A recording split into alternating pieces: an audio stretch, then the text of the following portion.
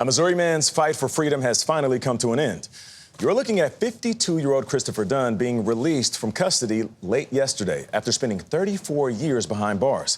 He was convicted for the murder of a teenage boy and is now free following a chaotic legal battle. Last week, a judge in St. Louis overturned his conviction, ordering Dunn's immediate release.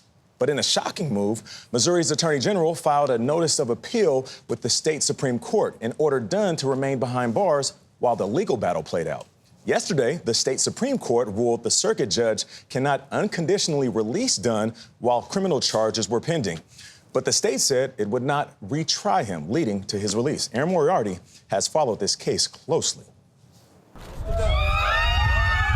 Christopher Dunn emerged from a St. Louis courthouse Tuesday night, pausing with a smile to take in his first seconds of freedom. A moment more than 3 decades in the making for the 52-year-old who has spent more than half his life behind bars. It's easy to give up in prison when you lose hope. But when the system chooses to throw you away, you have to ask yourself if you're willing to just settle for it or you're going to fight for it. That fight for freedom, starting with a gunshot in the dark just after midnight on May 19, 1990, that killed 15-year-old Rico Rogers. The only testimony was from 2 children, then 12 and 14, who said they saw Dunn shoot Rogers. It put a then 18-year-old Dunn behind bars, where he would spend the next 34 years maintaining his innocence and waiting for his murder conviction to be overturned, after both witnesses later admitted they lied at trial as teens. It should have been this long, nor should it have taken this long for everyone to want to come forward now. Dunn was moments from freedom last week when a judge ordered his release, but he was sent back to his cell after the state attorney general's office launched a last-second appeal to keep him there. He spent another 6 days in prison as the Missouri Supreme Court took up the case.